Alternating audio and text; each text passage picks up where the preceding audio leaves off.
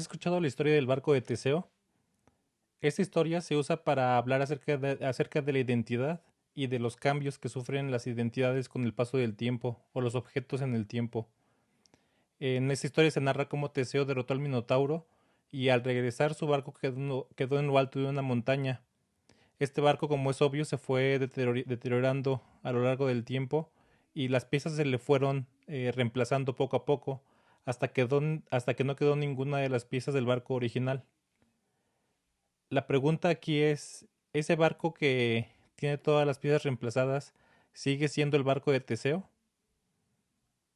Vamos a trasladar esta historia ahora a una historia bueno, a un caso de la vida actual. Imagínate que tienes un carro al que le vas reemplazando las piezas. Tu carro se va dañando poco a poco y le vas reemplazando piezas de la carrocería, le reemplazas el parabrisas, le reemplazas las llantas y también le reemplazas piezas internas. ¿Ese carro sigue siendo el carro original que compraste? Esta pregunta se puede contestar de diferentes formas dependiendo a quién le preguntes. Por ejemplo, para las autoridades, a lo mejor este carro sigue siendo el mismo mientras no le cambies la placa.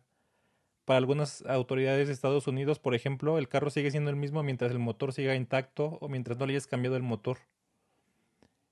Otro ejemplo podría ser un mecánico. Si le preguntas a un mecánico si el carro es el mismo después de haberle cambiado, por ejemplo, la mitad de las piezas, para él es obvio que este carro o que estos dos carros son carros completamente diferentes. Los humanos somos otro caso. ¿En dónde reside nuestra identidad? Recuerden que los seres humanos somos máquinas biológicas que nos vamos renovando poco a poco, tal que se dice que en 7 años se han reemplazado completamente todas las partes de nuestro cuerpo por la renovación de las células. Entonces no eres el mismo cuerpo que hace 7 años. Y probablemente tampoco eres la misma persona en el sentido de que has cambiado en sentido de tu personalidad o has cambiado tus emociones tal vez. Entonces, ¿en dónde reside la identidad? ¿Cómo sabemos que tú eres la misma persona o quién define que tú eres la misma persona? La pregunta, o más bien la respuesta a esta pregunta es exactamente la misma. Todo depende a quién le preguntes. Vamos a hablar un poquito más de este tipo de casos difíciles.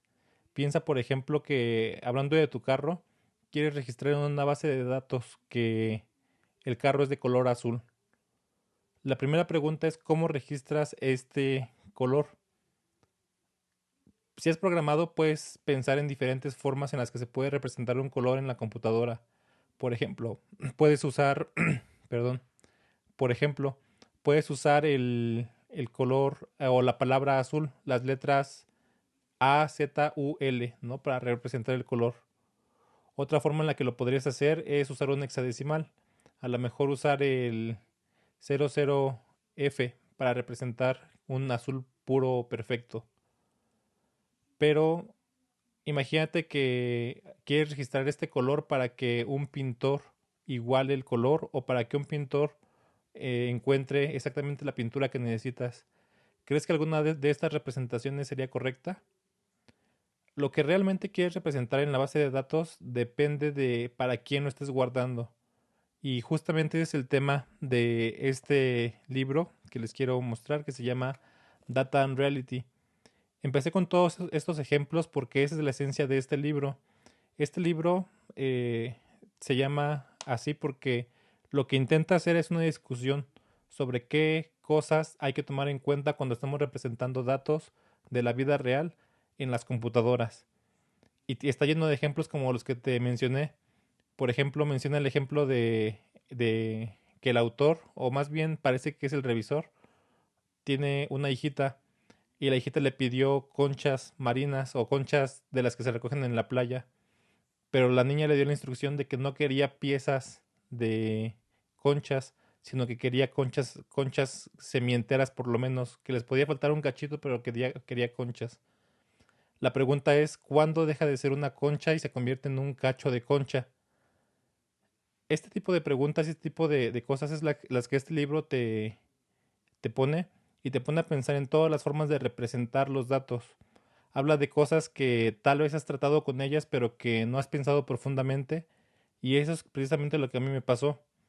Empieza hablando de entidades, y la primera cita que pone me llama la atención. Dice que una entidad en realidad es un estado de la mente y no es algo que existe en la vida real. Si te pones a pensar filosóficamente en lo que otras personas han dicho, en realidad los objetos que nosotros pensamos como unidades en la vida real raramente existen como tales. Ya te puse el caso del carro. ¿En qué momento deja, o sea, ese carro deja de ser el carro que tú pensabas que era? Este libro tiene 9 capítulos. Te voy a leer los 9 capítulos y te voy a dar una pequeña semblanza. Y creo que es un libro que se debe dar a todos los estudiantes de ciencias de la computación, incluso antes de que empiecen a programar. En el primero, en el primer capítulo se llama Entidades y justamente habla de eso, de qué es una entidad. Después, en el capítulo 2 habla de la naturaleza de los sistemas de información y habla acerca de las representaciones en las computadoras, los registros y otras cosas similares. El capítulo 3 se llama Nombrado o Naming y en este habla de cómo hacemos para referirnos a una cosa de la que queremos hablar, cómo le ponemos una etiqueta a algo y cómo sabemos que esa etiqueta de verdad se entiende para la persona que se lo estamos comunicando. Este es de los capítulos más interesantes y que más te hace pensar. Después habla de relaciones y te explica qué tipos de relaciones puede haber o qué tipos de relaciones se usan tanto en la vida real como en los sistemas informáticos. El capítulo 5 que se llama Atributos fue uno de los que más me rompió la cabeza porque aquí empieza a meterse con varias cosas que yo nunca había pensado. Por ejemplo, imagínate que en el caso del carro, estás representándolo para una agencia de carros justamente. Si has intentado comprar un carro, por ejemplo, ves que tienen un catálogo limitado de colores. El modelo 2023 tiene el color rojo, azul y verde. ¿Cómo guardarías ese color para cada una de las unidades de los carros? Lo normal sería que creas un catálogo y entonces relaciones cada unidad con ese catálogo de colores. Pero entonces surge la pregunta, ¿el color en realidad es un atributo o es una categoría o es una relación de la base de datos? Lo puedes pensar como las tres cosas, pero justamente en este capítulo también mete otra de las preguntas más grandes que conecta con el capítulo 6 que se llama tipos, categorías y conjuntos. Imagínate que estás en una tienda en línea y quieres comprar un mueble. Específicamente quieres comprar una mesa. Entonces, las tiendas en línea normalmente tienen filtros y buscas una mesa que esté hecha de pino. Cuando piensas en el material del que está construido la mesa, ¿qué tipo de relación tiene este material con la entidad? Probablemente lo pensemos como un atributo. El material es un atributo de la mesa. Pero en la tienda en línea puede existir una categoría que se llame completamente mesas de pino. Entonces surge la pregunta, ¿el material de la mesa es una categoría o es un atributo? Y eso es parte de lo que dice el libro. Es muy difícil definir o crear la distinción entre categorías, atributos y relaciones incluso. Te digo que este libro, más que dar relaciones o dar pasos para crear sistemas informáticos o para dar modelados de la vida real, te hace pensar en las diferentes formas de representación que puede tener algo. Y bueno, el capítulo 7 habla acerca de modelos. En este capítulo habla acerca de modelos lógicos o modelos de datos. Sí te da un poquito de pasos de cómo se deberían de representar, pero la parte más importante de este capítulo es que tienes que pensar y entender para quién estás haciendo el modelo. Te di el caso del carro. No es lo mismo representar un carro azul para alguien que va a pintar el carro, por ejemplo, que para una agencia que vende carros de 4 colores, que para tal vez un mecánico que solamente quiere identificar rápidamente que tiene un Versa azul contra un Versa rojo, por ejemplo. Entonces, ese capítulo, el capítulo 7, te da esa visión y te hace pensar en esto. El capítulo 8 se llama El modelo de registros y habla acerca de cómo los sistemas informáticos generalmente guardan las cosas en registros. Este libro se escribió, me parece que en 1978, y desde ese entonces ya se guardaban las cosas en registros. Hoy seguimos haciendo lo mismo. Cuando hablamos de un registro nos referimos a un conjunto de elementos como en una fila y habla de sus limitaciones y de cómo cuando somos informáticos empezamos a pensar ya en un modelo de registros, en una forma de crear las cosas como si siempre fueran registros. Y también te da la idea de cómo puedes evitar casarte con este modelo. Y finalmente el capítulo 9 habla acerca de la filosofía en general de la representación de información. Es un libro que se me hace muy valioso, como les digo, creo que debería ser una lectura obligada para todos los informáticos, sobre todo muy temprano en sus carreras. Yo me arrepiento de haberlo leído tan tarde en la carrera y de hecho me costó bastante tanto conseguirlo como leerlo. Y aunque es un libro muy delgado, me costó bastante tiempo leerlo porque te deja muchas reflexiones.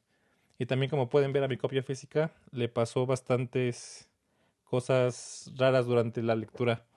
Es un libro que me gustaría discutir más en diferentes videos. Espero tomar sus capítulos y hablar de ellos para justamente reflexionar. La lección que yo me llevo del libro es justamente la que menciona en el capítulo final. No existe una realidad objetiva que todos veamos y que todos tengamos que entender como tal. La realidad normalmente y sobre todo cuando hablamos de negocios depende del punto de vista del interlocutor. Depende, por ejemplo, de si estás hablando con un doctor, con un abogado, con un administrador. Por ejemplo, una persona está representada de maneras diferentes para cada uno de ellos. Pero no solamente eso, también cambia tanto las entidades, cambia la identificación de las personas, cambia cómo los nombras, cambia si cierto atributo natural de la persona o de la entidad de la vida real se puede representar como una categoría, como un atributo o como una relación. Eso también va a depender mucho de con quién hables. Y finalmente, hay otros temas bastante más difíciles de explicar en un video, como son, por ejemplo, una característica que no sé cómo traducir, que le dice oneness, cómo identificar que una cosa es una cosa, y luego otra cosa que le llama la igualdad o sameness, cómo identificar que dos cosas son la misma. Y luego de ahí se extiende a cosas como, por ejemplo, el nombrado y los alias y cosas similares. Te invito a que lo leas, es un libro que si estás relacionado con la programación o con el modelado de bases de datos te va a ayudar bastante, pero no está especializado, como te dije, en base de datos. De hecho, no es un libro pragmático, no es un libro que te vaya a dar pasos para aprender a modelar, pero sí te va a dar muchas cosas en qué pensar y te va a dar nuevas herramientas mentales para crear mejores modelos. Espero que te guste y nos vemos en un siguiente video.